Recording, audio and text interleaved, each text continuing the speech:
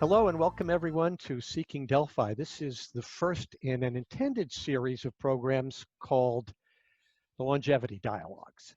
Uh, and we begin with implementation and implications, the long view. I'm Mark Sackler, and as always, the future lives here.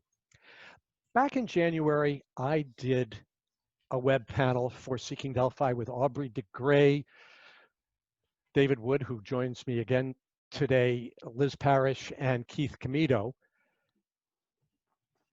on the dawn of super longevity, scenarios for a post-aging future. And in 90 minutes, we barely scratched the surface of all the things I would have liked to have talked about, even in that 90 minutes. And as Sergey Young, who's one of our panelists, knows, I gave him a 2-page list of questions back at the X Prize last year, and I'm constantly thinking of more of them. So I realized, partly inspired by a comment that Aubrey made at one of the seminars that Leaf gave early in the year, that it's time to really get into the implications. We have to start discussing them now.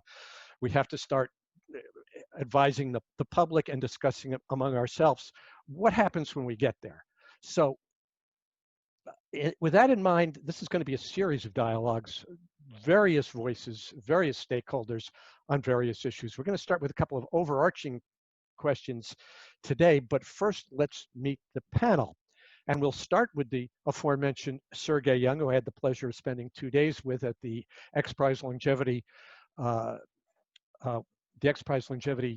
workshop, roadmap workshop in Southern California. He is an innovation board member of the X Prize and also founded and runs the Longevity Vision Fund. Sergey, thank you for joining me today. Mark, hi everyone. I'm so excited to be here. Then we have Jose Cordeiro, who's giving me the thumbs up over there. Jose is the author of La Muerte de la Muerte, which he co-authored with David Wood, and is a former candidate for the European Parliament and a major longevity advocate in Europe. Jose, glad to have you for an extended visit after we met you at Undoing Aging last year. The same, a pleasure to be with all of you, and I am wearing my mask as a symbol of war against COVID.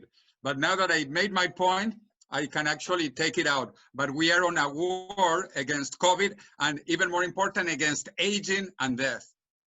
And we'll get into how COVID kind of links with the aging issue in a minute. But finally, I want to get to somebody who is clearly a very familiar face to my regular listeners, David Wood. He's been on Seeking Delphi several times, the author of Abolition of Aging. We actually first met at the last really big World Future Society meeting in 2016. David also chairs the London Futurist. David, welcome back, and always fun to have you on. Thanks, Mark, for arranging such an important discussion on a really important topic. Well, guys, I want to start with implementation, but first, because this is such a large problem with so many potential scenarios, I'd like to do a futurist thing and consider a potential scenario. And of course, I just found out, Sergey, that your book is going to deal with scenarios to 2040. So I'm going to ask you if the one I'm talking about here is feasible. There it is, Jose holding it up. If the one that I'm talking about is feasible, but let's assume it's the mid to the late 2030s, that a variety of therapies have been developed and shown effective to stop and even reverse many of the aspects of aging. We may not yet be to what Aubrey de Grey calls the aging escape velocity, whereby longevity escape velocity, whereby average life expectancy is increasing by more than 1 year per year. But let's assume that we can add several decades, not only to healthy average lifespan, but even to maximum lifespan. But we're also going to assume that it is not a simple single pill, that it may be a variety of therapies to address a variety of things. There may be vaccines, genetic editing. Perhaps optimistic, but certainly feasible, Sergey, would you say? Yeah, I do think so. And I think we just discussed with Terry Grossman and with Aubrey, how our anti-aging world has changed in the last 10 years. So if you think, about 10, 15 years from now, what we're going to have, I'm pretty sure we're going to have longevity in the pill. And we have two generic candidates these days, whether it's metformin or rapamycin or any other generics that will go through the trial, and therefore their time to market is actually short enough to hit this 10, 15 years horizon. So that's one. If we're going to have completely new drug, then it's going to be as a result of using artificial intelligence and machine learning in drug discovery, rather than using kind of old style 2.5 billion, 12 years drug development cycle. So that's longevity in the pill aspect of that. I'm pretty sure if you think about, regenerative medicine is going to be more and more organ regeneration and, organ transplantation solutions, like the technology that we currently supporting, like, done by a company called like Genesis, where you can replace your organs and actually use your lymph nodes as bioreactors to regrow liver or any other important organs. I'm pretty sure we'll have breakthroughs in the stem cells therapies, and gene therapy, gene editing is another important point. And I also think that we're gonna make a few more steps in terms of integrating our brain with computer, with artificial intelligence.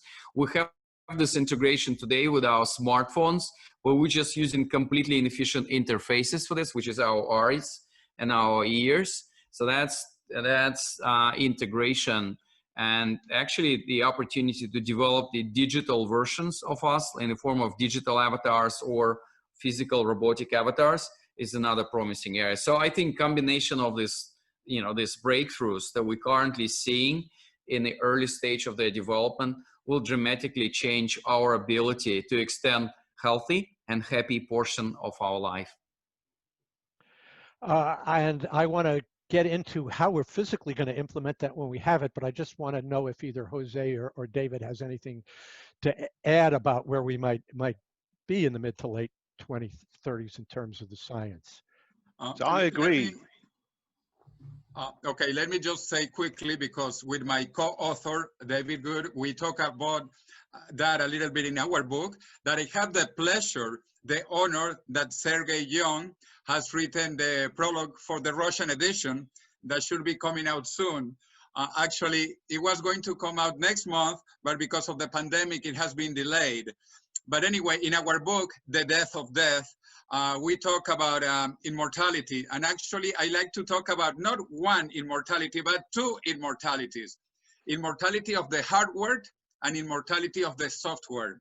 As Sergey was talking, we are going to have a computational immortality. We might be able to copy our brains, our memories. So that is the computational software immortality. And also we have the biological hardware immortality.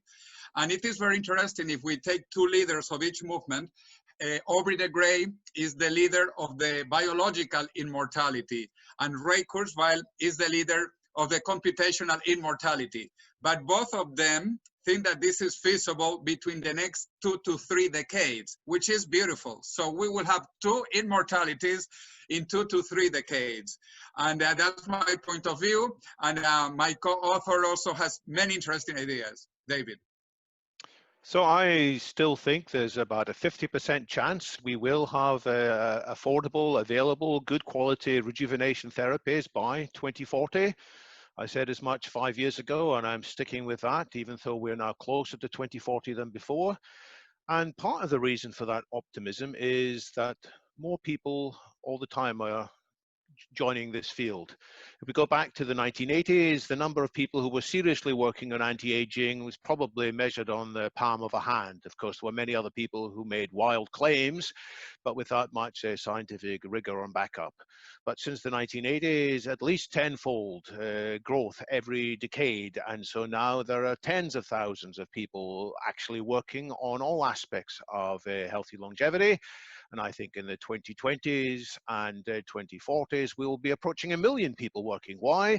Because increasingly they can see there are real results being achieved and the benefits will be enormous. So people from all fields, the cosmetics fields, the athletics fields, the military, the IT companies, as well as the traditional pharmaceuticals and many more, they will say we should be part of what's growing into the most significant, largest industrial movement of all time. But it's not taken for granted. This could go wrong in many ways.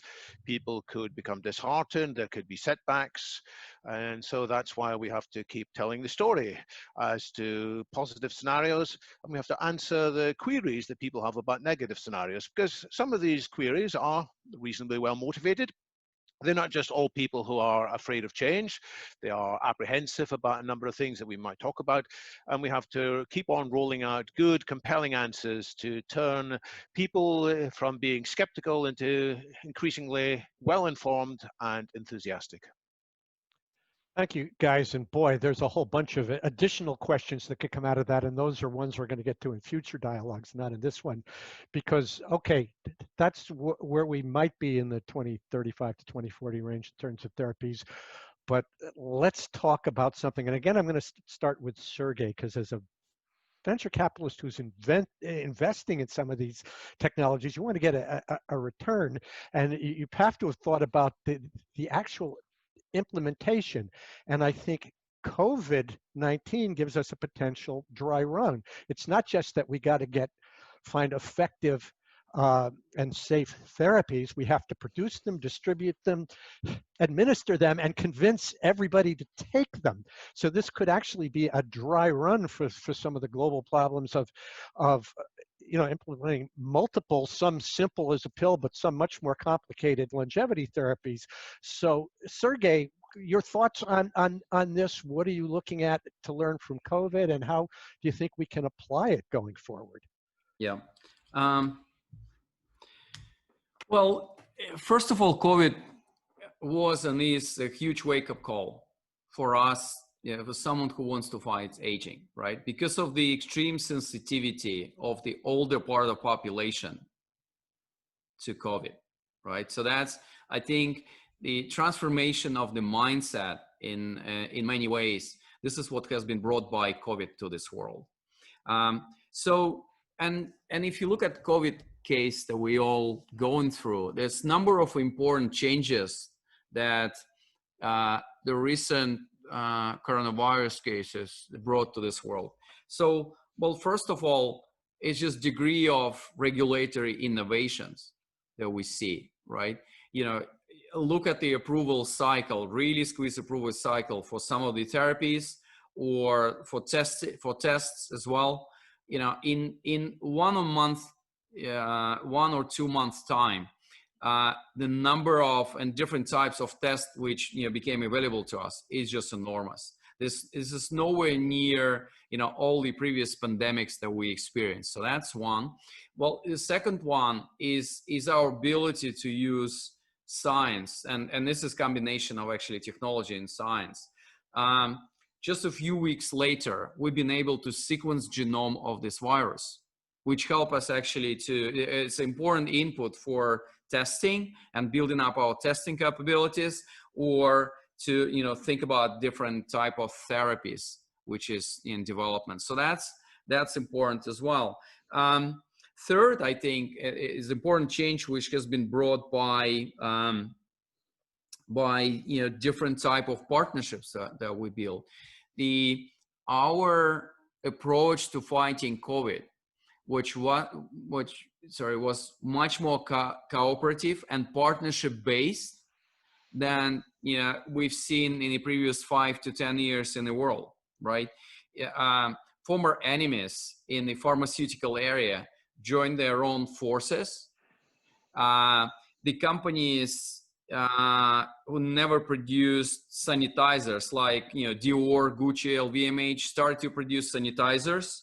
Ford, General Motors, Mercedes started to produce breathing aids. So that's just important point of when we join forces and try to fight and win the war, as Jose, where he started our conversation today. And the fourth important thing is just the enormous use of technology that we can enjoy, and we can engage in trying to, fight COVID in the most effective and timely way, like using artificial intelligence to create novel molecules that can help us to develop like new drugs, or to think about what are the best candidates of the current drugs that can be repurposed. So the use of technology, whether it's AI or machine learning, is super important. Let me ask David, have you thought about some of these logistical problems in terms of implementation? And again, Sergey didn't even discuss convincing people to do it. We have people that Oh yeah. won't take a vaccine, Problem. and there may be people that don't want longevity therapy for religious or for philosophical reasons. So one thing that we can learn from the coronavirus situation is that we don't yet have vaccines ready for any coronavirus, sadly. And we had some initial investigations into previous coronaviruses, such as SARS, but none of them developed into a successful vaccine that's been fully tried. Why is that the case? And it turns out it's not just the issues of the certification and trials, it's also the lack of the financial business case in many companies to go through what's often a very difficult and process, and it's unlikely to guarantee them a commercial return. But we can now see, oh, we are really on the back foot because we don't have the mechanisms available to quickly roll out a new vaccine. We're going to get one fairly soon, but if we'd had more research beforehand, we could have got there more quickly, especially people speculate about a generic vaccine, a vaccine that could work against all coronaviruses. Why don't we have that? Again, it's because of people not being convinced there's been a commercial case to go after it. Whereas the free market has done lots of wonderful things in prioritizing the development of all kinds of new therapies, it has not always been able to address various illnesses. There's a whole bunch of neglected diseases, which some public bodies, such as the DNDi, the Drugs for Neglected Diseases Initiative, with funding from various governments, including the Malaysian government and the WHO and Médecins Sans Frontières, they've done wonderful work addressing diseases that afflict millions of very poor people every year. So there's no commercial case for developing these therapies. So one wake-up call from the coronavirus is we've got to shift more public funding ahead of time to support the private funds. It's going to be a dual thing, things that Sergey is already working on, how to get public and private funding cooperating and reinforcing each other. And if we can do that, it's not just that we'll have treatments, but we'll have treatments that are increasingly at a low and affordable cost. Because one reason people reject therapies is out of a sense of, well, they're unfair, they're only available for rich people, and we don't like that. But once it becomes clear that these therapies are very low cost, then I think more people's skepticism will vanish. And the final thing that's going to push people from being a skeptic to being an enthusiast is when they can see people in their own group, in their own community saying, you know, I used to be skeptical about this, but I've looked at the science and now I think it's good. My family members are going to take this anti-aging treatments or other vaccines for different viruses, and it's going to lead people to flip over. And the flip can happen pretty fast. You know, it's not just the technology can change fast. Social attitudes can change fast, provided the influences of these various communities can change over. So part of our outreach isn't just to everybody on the planet at the same level. Part of our outreach is particularly looking to influence the key influencers, to educate the educators, and to motivate the people who can in turn motivate their own communities. And that's how I see we're going to eventually get enough public and private funding together, allowing us these therapies to be widely available and widely adopted. Of course, if people don't want them, that's entirely their choice. But my prediction is more and more people are going to flip over and say, you know what? It's actually going to be good to allow their grandparents or their parents or their aunts and uncles or even themselves to live longer. I think they'll waken up and smell the bacon, so to speak. As it was mentioned, I think that COVID-19 is a call to action, a call to arms. That is why I have my arm here, the mask. For the first time in history, this is a globalized, very quick pandemic. And it is estimated that it is costing $11 trillion. $11 trillion. This is an incredible amount of money. And also COVID is related to aging. The #1 risk factor to die is age. So all diseases in general, but certainly COVID is related to aging. And if we are spending $11 trillion on COVID, imagine all that we have to spend on all other diseases which are based on aging. And two more things is that people don't realize the exponential technologies and how things are moving really, really fast exponentially. One, as David mentioned, first, there were a very few scientists working on this. Only a couple of decades ago, you could count them in one hand. Then it went to hundreds. Now it is in the order of thousands. And soon it will be millions of scientists researching on age-related diseases, age-related topics. Another thing about the exponentiality factor is, let's remember AIDS, HIV. When it appeared in the 1980s, it was the perfect disease because it had no cure and because it attacked the immune system and you would die. It was a death sentence. And it took actually years, over 2 years, to finally discover the virus and sequence the virus. 2 years.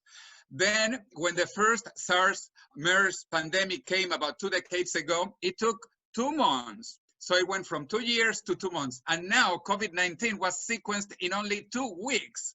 So from 2 years to 2 months to 2 weeks, and I'm pretty sure the next pandemic in a couple of years will be sequenced in 2 days, and the following one in 2 hours. And we will be prepared for controlling the virus, the pandemic. And my hope is that this will actually be the last pandemic in human history, the last pandemic, because we will be prepared for the next one coming. And I repeat, $11 trillion is a lot of money.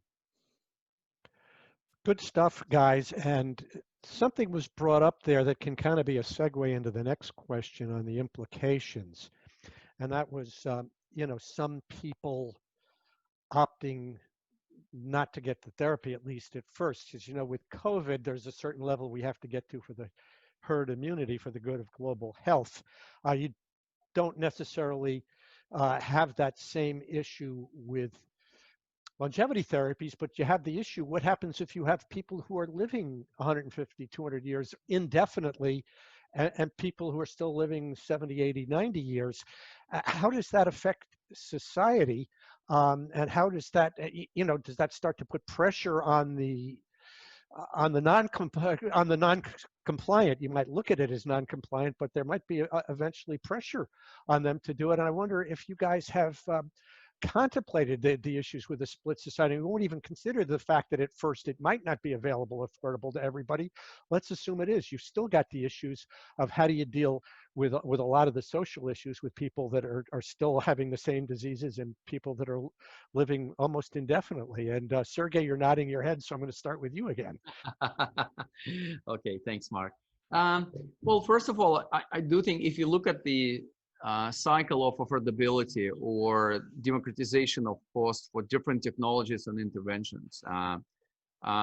So this is happening in 10, 20 years. So think about cell phones, right? 20, 30 years ago, it was $10,000 a piece, and only just few people in the society can really afford this. Right now, I mean, you can buy the cheap version of this, you know, smartphone in China on the electronic market in Shenzhen for like $10.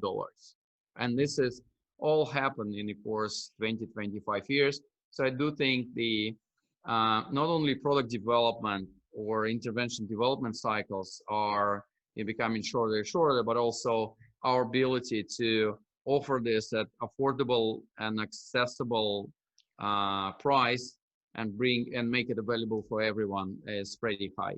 So I do believe that while initially it might be expensive, given the positive impact on human health, on the economics of healthcare, on the government finances,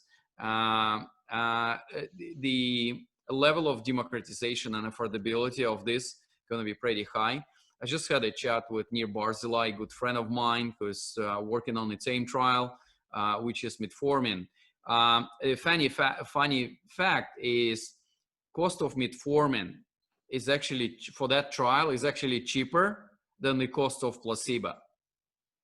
So, you know, we're obviously talking about generic drug, but it's pretty symbolic example that, you know, we always have this kind of pictures full of fear, you know, about the future. But in the end of the day, I think whatever has a value on a global scale very quickly become cheap and affordable. So this is the way the world works today.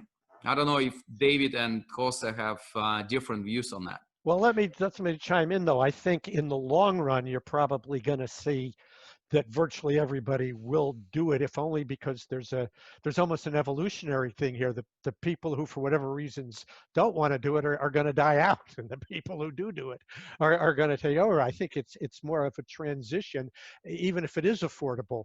As I said, you've got the religious and the philosophical reasons, the pro-aging trance, for example, as Aubrey de Grey calls it. So I'm just curious, David or Jose, have you thought about what it could be like in those transitional issues? I see David raising his hand, so go ahead. Well, let me talk about adoption of smartphones and mobile phones, because 25 years ago, there were many people who had almost a religious opposition to mobile phones or smartphones. They say, I don't want people to be able to ring me up.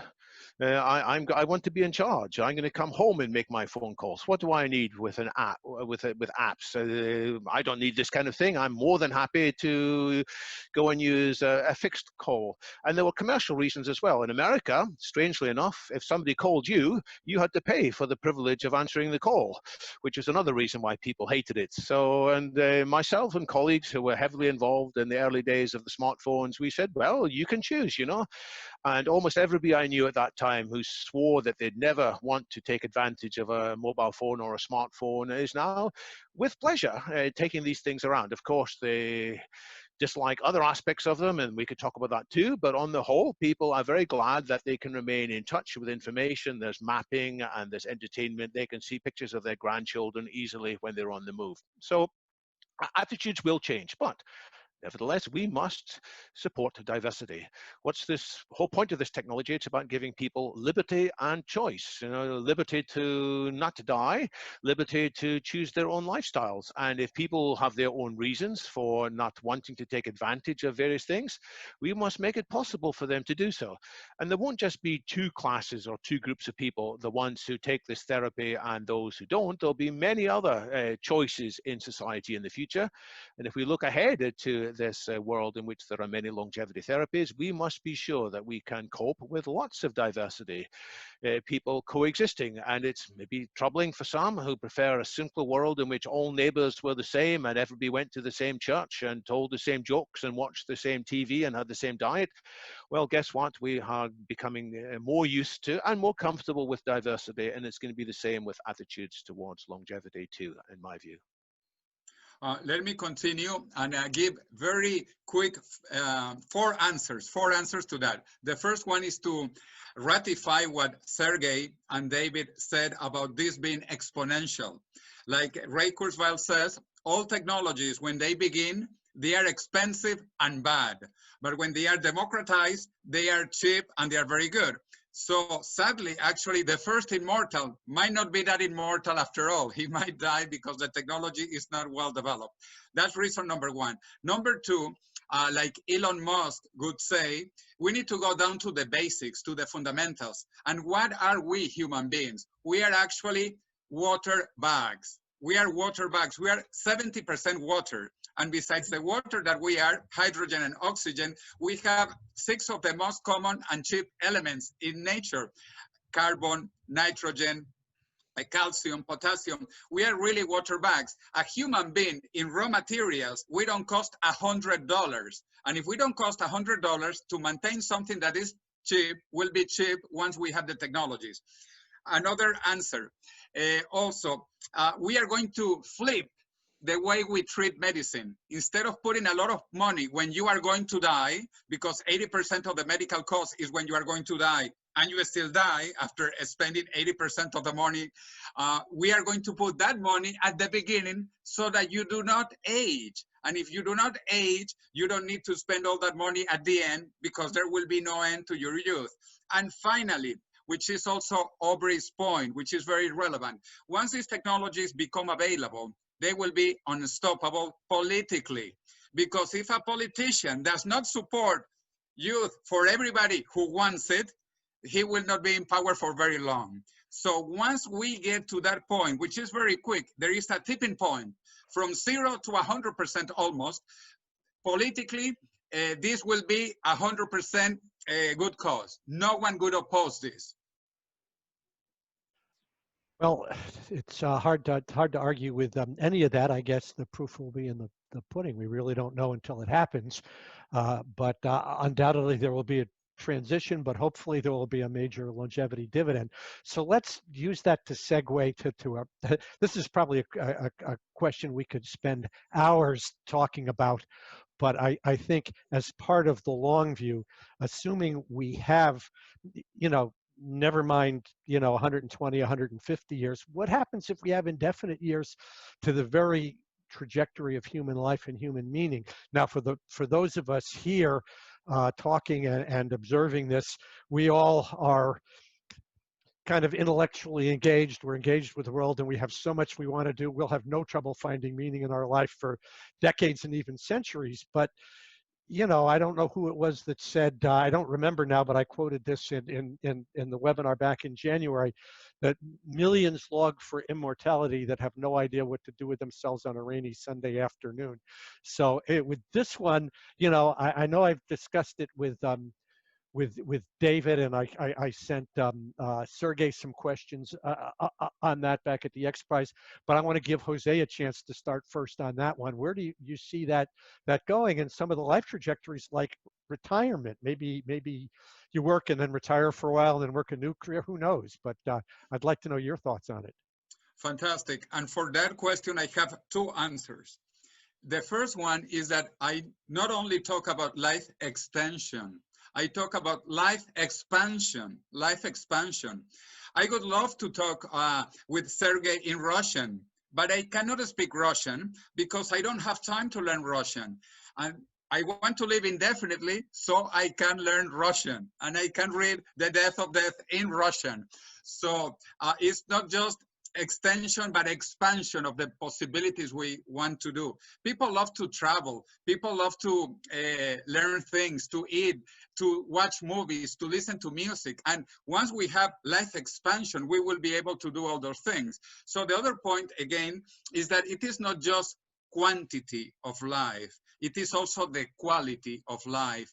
And we are moving up through Abraham Maslow's pyramid of needs. We are moving from survival into self-realization, self-actualization. And I think this is the future of humanity. Once we overtake our human animal condition, we will become more and better. And that is moving from just quantity into quality of life, with the expansion of our abilities, and me being able to speak in Russian. I got to say, Jose, I've thought about that issue about speaking many languages, but I'd love to speak. I speak a little bit of Spanish, not as much as I'd like to. I'd like to be fluent in maybe a couple of other languages, but then it also brought to mind the possibility that we might have that little thing you put in your ear that translates everything automatically, like in the Hitchhiker's Guide to the Galaxy by 2040. You never know, but that's okay too. David or Sergey, you have anything you want to add to that human meaning issue? So I look forward not just to physical rejuvenation, but I look forward to many similar technologies being used to give us mental rejuvenation, emotional rejuvenation, and dare I say it, spiritual rejuvenation. The purpose that we can find in our lives will be at much higher levels and will involve people far from being bored. They will be enchanted by all kinds of new possibilities. It's not just that we will be doing the same thing as today, only longer, and having longer lives, but still going to work and still eating slaughtered animals and so forth. On the contrary, we will use the same sorts of technology, nanotech, biotech, cognitech, and infotech, to transform our diets, transform our working environments, transform our entertainment. And so it won't just be a few people who are interested in the glories of music and philosophy and mathematics and exploring the universe. More and more people will become turned on to that. And it is my experience that often when we initially meet people and we think, oh, they're quite small-minded, they're quite pedestrian, they don't have much going on in their lives, that's often a reflection of them being in a pretty miserable situation. But give them a chance and they can flourish. And what this set of technologies and therapies is going to do in the next couple of decades is open up many new angles for people. So it will not be today's quality of life extended. It will be, to use Jose's word, an expansion. It won't just be human lives, it'll be a transhuman lives. And it'll be like a step up from the apes to the humans. We can see the transhuman and posthumans of just a few decades in the future will be as much of a leap up in consciousness and experience. And finally, Sergey, I'll let you finish things up if you have anything to say on that meaning issue. Yeah, I mean, obviously it's a fascinating question, and I'm pretty sure our world gonna be different when a radical form of longevity will be available to us. So similar to the old days thing, I mean, to have some food, you would need to do hunting or do agriculture. Not now. We're gonna redefine our relationship with work and retirement, right? So work gonna be an optionality for you, given that we're gonna be living in a world of universal basic income or any other scheme of redistribution of resources to support our basic needs. So, and then I agree with David, I agree with Jose, we're gonna have massive amounts of time to realize our dreams rather than we would be need to work or to have agricultural engagement. Now we can, what I'm sure about the world of the future, people will not gonna die because of cancer or heart disease. People will have 1, 2, or 3 years to go to the moon or to go to Mars. We will be able to live to 150 or 200 years with only 5 or 10% of our initial content given us by Mother Nature. And obviously we'll have series of mini lives when we can reset what we've done before and learning kind of new skills. And obviously, it's going to be different type of marriage. It's going to be more, kids-based partnerships rather than, old social institution that we've seen. And what I'm sure though, that given where inflation going, we're all going to be billionaires. Well, I don't know if that's a good thing or a bad. We don't want to be billionaires like Germany in the 1930s. They were trillionaires, and they had to be to buy a loaf of bread. I think the common theme for 3 of us, and Mark will probably join, it's going to be time for many of us to realize our dreams. We may not be trillionaires, but we'll be living in a world of superabundance. The things that are necessary for a very good quality of life will be essentially free in most cases because they're being generated by automation, harvesting the energy from the sun, harvesting materials and recreating them from waste in a very wonderful way. Well, we can only hope, guys. I'm with you in advocating all this stuff, and advocating it sooner than later, since I'm getting to that age before you guys. So I want to thank everybody, Jose, David, and Sergey, as well as our handful of observers, and look forward to having this up on YouTube and on Seeking Delphi in very quickly. Thanks again, guys. My pleasure, and live long and prosper.